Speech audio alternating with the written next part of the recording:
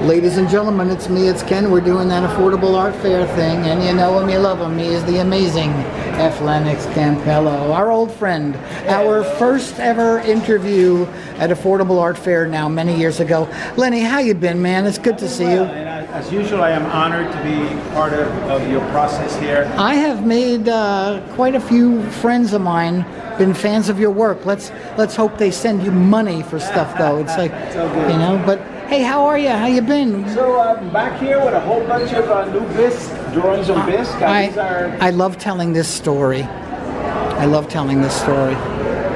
So these drawings, they started when I used to do a show where they send you a plate of bisque and you do stuff, and then they auction it. Then one year it arrived broken and I fell in love with it. I started buying it and trying to break it. It was a nightmare because they were breaking a million pieces.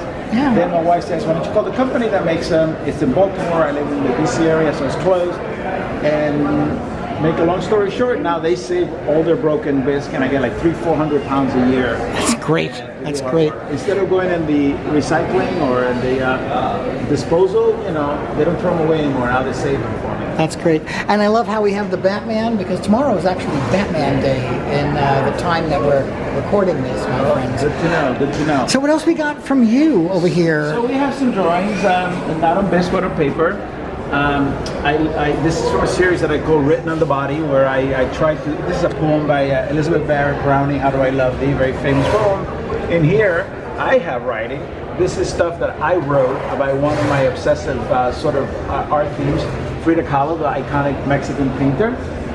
This is an old girlfriend that I've drawn her diving many, probably 200 times. It's called one of my obsessive pieces. The Washington Post called it many years ago.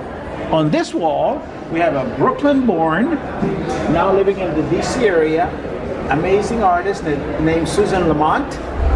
Susan, this is maybe her second time that I've shown her in New York City, doing superbly well. You would recognize a lot of these places.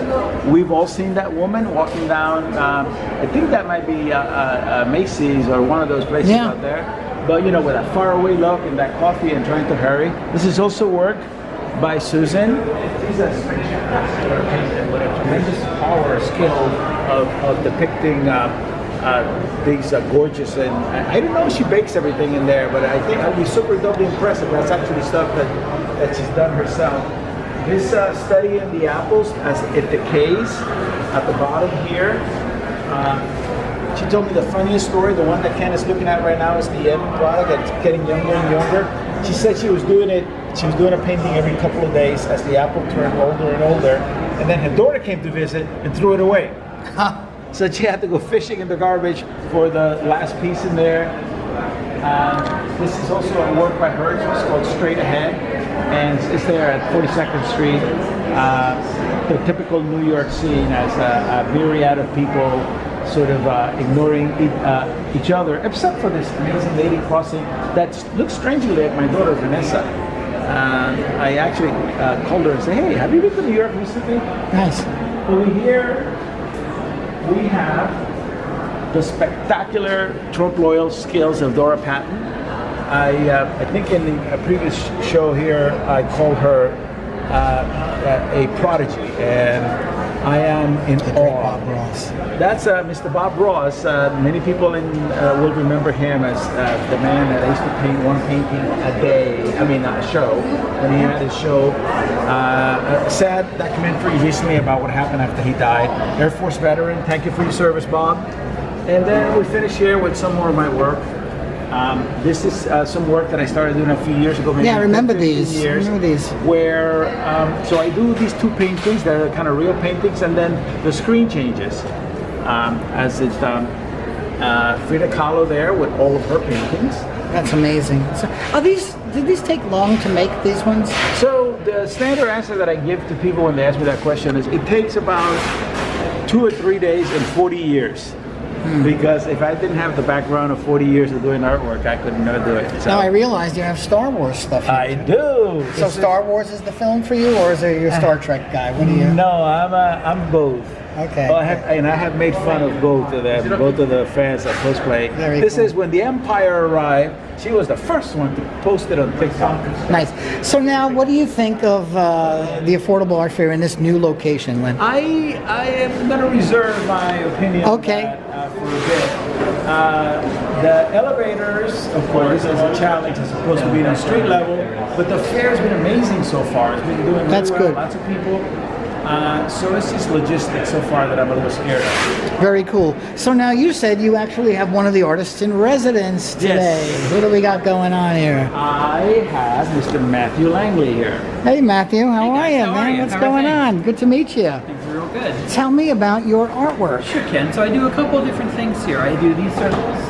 They're called infinity paintings, and they're about bringing the rings together and pulling out. I find them calming. I find them kind of precise, and they work really kind of on their own in that regard. And they came out of this body of work, which is a color field artworks that I do, which are part of the small ones are part of a daily practice where it's about pulling color and pulling it down and having it sit.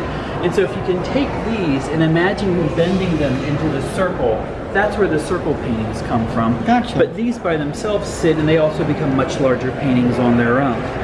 And the brand new thing we have for this year is right over here. It's the new ceramic work. And the ceramic work is it's at a vertical, it's horizontal, of course.